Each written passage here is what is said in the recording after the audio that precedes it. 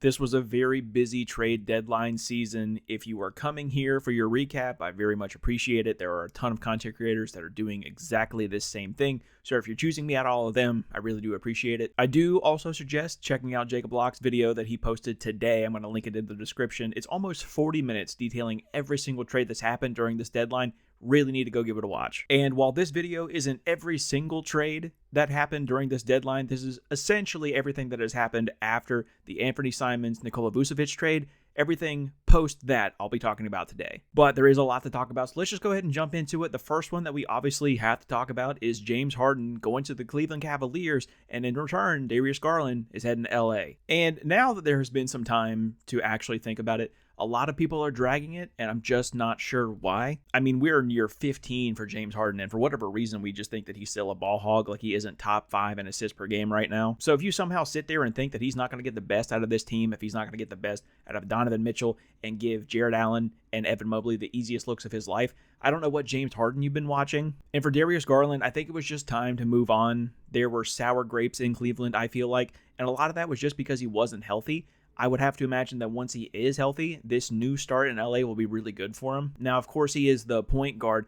but the way that this roster is constructed for the Clippers, Kawhi's going to have the ball in his hands a lot. So I don't know how that dynamic will work, but I would have to imagine that whenever Kawhi Leonard does eventually leave or he gets traded or whatever the case is, this is going to be a really good opportunity to figure out if Darius Garland is that guy. Next, the other big one that we have to talk about, probably the most surprising one, potentially outside of the one that I just talked about, Anthony Davis is heading to the Washington Wizards. The full trade is Anthony Davis, Jaden Hardy, D'Angelo Russell, Dante Exum to the Wizards for Chris Middleton, AJ Johnson, Malachi Branham, Marvin Bagley, 2 first-round picks, and 3 second-rounders. Shout out to Cloud2K. I bet he's hype as hell right now. And I made a short-form video about this. I'm not sure if Anthony Davis and Trae Young are here for the long haul in Washington, but what I do know is that in their potentially limited time in DC, they will mentor Alex Sarr and Trey Johnson for the future. I think a lot of it, too, is the salary floor in the NBA. You have to spend a certain amount of money on a roster, and Trae Young and Anthony Davis make a gajillion dollars. So because they're making so much money and everybody else is on a rookie contract, it kind of makes sense for both parties. And then, of course, there is the big if here of it all. If Trae Young can stay healthy, if Anthony Davis can stay healthy, I think this is a really interesting team. I'm not going to say anything outlandish like they're going to be a home court advantage team or anything. But if we can get 75% of Anthony Davis and 80% of Trae Young, this is probably pretty comfortably a play-in team next year. And then for Dallas' side of it, I do like it. If you could remove your idea of essentially trading Luka Doncic for 2 first-round picks and Chris Middleton, I think you could palette it a little better. But in the long run, you did get draft capital. You have a young guy in AJ Johnson, and you have Chris Middleton, whose salary is going to fall off the books next year. So honestly, for as bad of a situation as you were in, I think it's a pretty good win. The next trade we have is probably the one that I was most disappointed in because I was hoping he was going to head to Boston. Jared McCain is going to the Oklahoma City Thunder. And all the Thunder had to do to get Jared McCain on their team is give up a 2026 Rockets first rounder and 3 second-round picks. And I'm not one of those guys who's going to sit here and say that the Oklahoma City Thunder are infallible and they always hit on their draft picks because that's obviously not true. However, if the Oklahoma City Thunder are contacting you, that's probably all the proof that you need to not trade your player because Jared has had a down year this year. I'm not going to pretend like he hasn't. Don't you think that a new city and a winning city like Oklahoma City, a championship culture, a potential back-to-back championship parade in the middle of the summer, don't you think that that would be enough to get Jared McCain out of his shooting slump? Not to mention the fact that there is absolutely no pressure on him at all. He doesn't have to play any defense, even though he's pretty decent at it. He can relocate like he wants to. He wants to play off the ball. He doesn't have to be an all-ball creator. There are so many things going right for Jared McCain and the Thunder that this seems like a very easy win for the Thunder. And it just seems weird if you're the 76ers that you have so many older guards on your team that you give up the young guy. I just don't think that makes any sense, despite the draft capital that you got. And believe me, I know how good this 2026 class is. The best case scenario for that draft pick, it's going to be at the end of the lottery, probably somewhere from 15 to 18. I just don't think you're going to get somebody as good as Jared McCain in that slot. Or at least what Jared McCain could be, what he showed last year prior to the injury. And you know, if I'm wrong, if it turns out that he's just a bust and we were all wrong about him, the Thunder still have 10,000 first-round picks. So really, it's a win-win. This next one was also a little confusing to me. Not the actual trade itself, but the reaction to the trade. Kobe White and Mike Conley Jr. are heading to the Hornets for Colin Sexton, Ousmane Dieng, and 3 second-round picks. Now, Mike Conley's going to get waived if he hasn't already. That's not a shocker. Coby White on this young Hornets team is really interesting to me. The Hornets are playing better as of late. I do think that Coby adds that extra scoring punch that you obviously need, and especially to that bench unit. And while I think he was miscast in Chicago as the guy, if you put him in a scenario like what I presume he's going to be in Charlotte, where he's the 6th man of the year kind of guy, if he's a spark plug, I think it's going to be better for his career in the long run. And he's also going to be asked to put the ball in the hoop, and that's what he was born to do. So I think it's going to be a really good scenario for Coby White. What I didn't know is that Chicago really rocked with him. I have a couple Chicago Bulls mutuals on the timeline, and they were so upset to see Coby White go. That was a little weird for me, not going to lie. This next one's a little minor, but it does involve an absolute legend in Chris Paul. He is heading to the Raptors. Ochai Agbaji and a 2032 second rounder and cash are heading to the Nets, and the Clippers are essentially just washing their hands of the whole thing. Now, the Raptors have already said that they're not requiring Chris Paul to report to camp or report to practice or anything like that. So, more often than not, he's going to get bought out. So we have to see where he ends up next. There was a chance that he could have got flipped again at the deadline, but that didn't come true. So I would have to imagine he's going to be looking for a contender for his next stop. Next, we have one that hurts my ego a lot, and Lonzo Ball was traded to the Utah Jazz for essentially a salary dump. And I'm not going to say that it wasn't expected. It does still hurt to see in real time, though, because to Lonzo's credit, he is still a great positional defender. He is great at facilitating. He just cannot hit a shot to save his life this year. And the Jazz are also going to waive him, so he's going to be part of the buyout market. I would love to see a team like Boston or Oklahoma City just go and pick him up and be a specialist somewhere where he isn't required to put the ball in the hoop, where he can just facilitate and he can just defend. And maybe that could be the jump to revitalize his career again. Another one that was probably expected, Tyus Jones is heading to the Hornets for cash.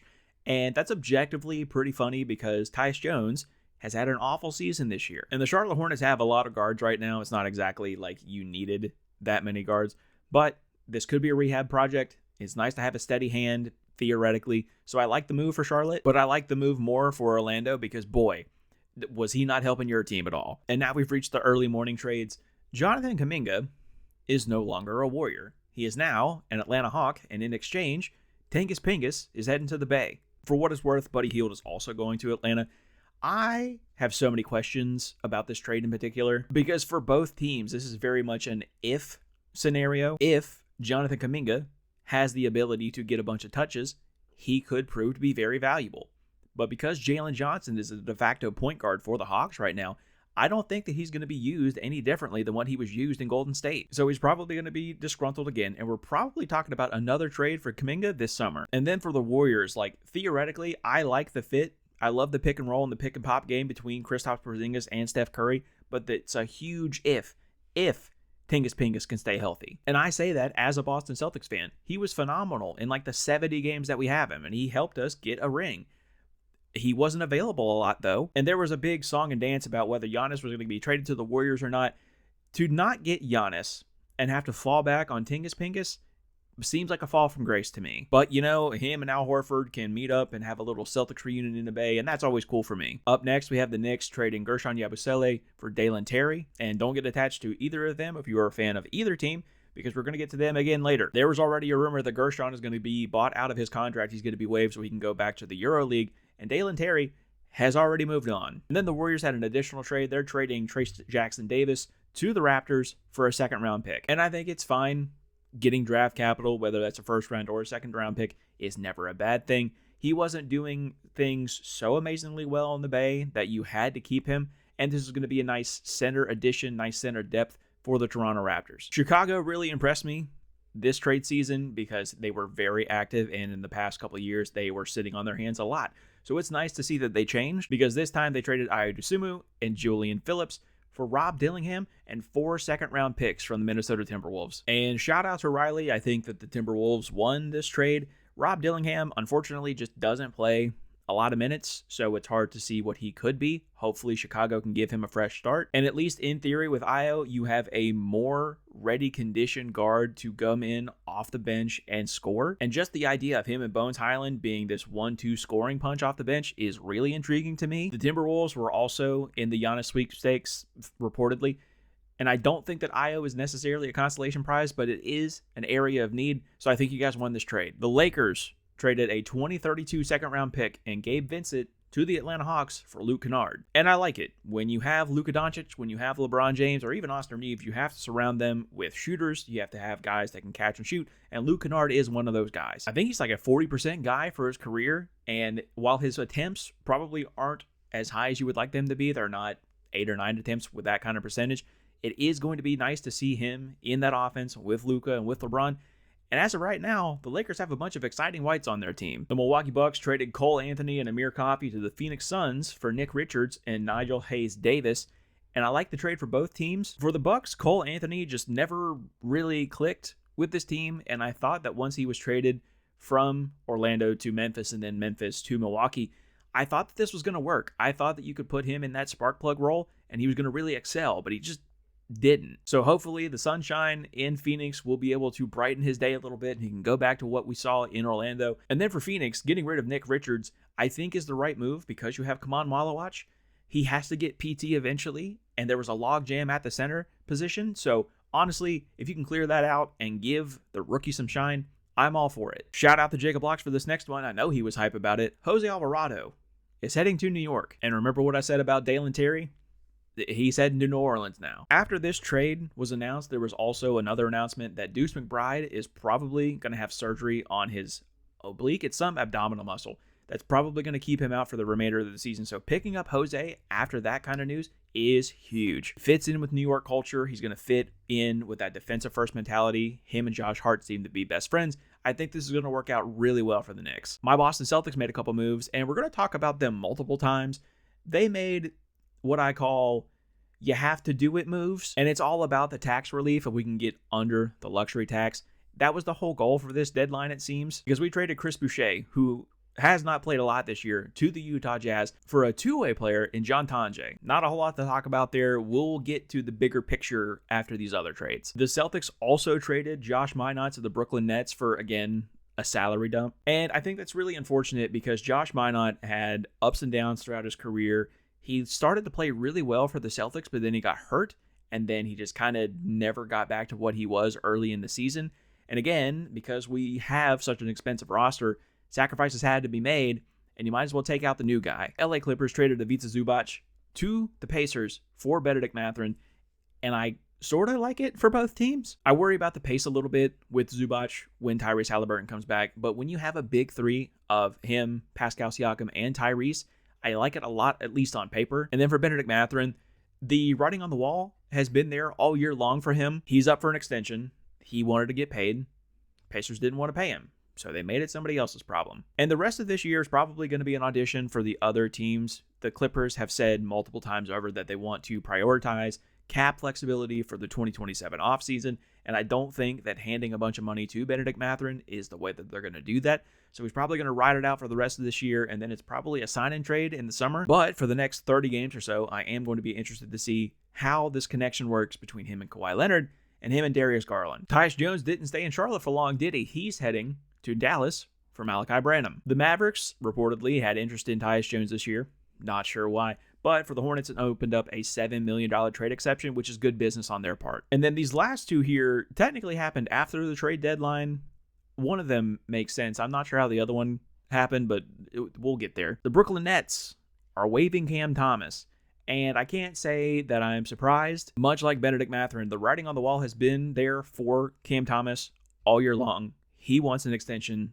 They're not willing to give it to him because of his deficiencies as a defender and a rebounder and literally anything else other than putting the ball in the hoop. It is weird that you couldn't get at least a couple second-round picks for him, though. But he's averaging 15 points a game. There are a bunch of teams that have open roster spots, so I'd have to imagine he's going to be a pretty highly sought-after talent in that market. And if you wanted my gut feel, I'd say he ends up in Milwaukee. And then the official last move of the trade deadline, which happened an hour after the trade deadline. Not really sure how that happened, but the Boston Celtics, again, have traded Xavier Tillman to the Charlotte Hornets, and the Celtics are now out of the luxury tax, which is great. You know, a new ownership group, they want to cut expenses. They want to make this team as cheap as possible, especially without Jason Tatum on board right now. It does, however, create a couple roster spots. I think it's 2. It may be 1, depending on how it's viewed with Amari Williams, who had his two-way contract converted to a standard one. Shout out to him. Love that signing for us. We have at least 1 for sure roster spot open, and I would love please, if the basketball gods are listening, do me this one time. Answer my prayer one time. Sign Javon Carter. And that's the 2026 trade deadline recap. What did you think of the trade deadline? Did your team do anything? Are you happy with what they did? Are you pissed off about what they did? Let me know down in the comments below. While you're down there, check my link tree with all of my socials, Twitter, Blue Sky, Instagram, TikTok, literally everywhere. I also have a Discord community that I would love for you to be a part of. That's going to do it for me today. Be kind. Tell somebody you love them. And we'll see you in the next one. Barely scraping by. Trying to stop puffing. I'm trying to be one of the greats.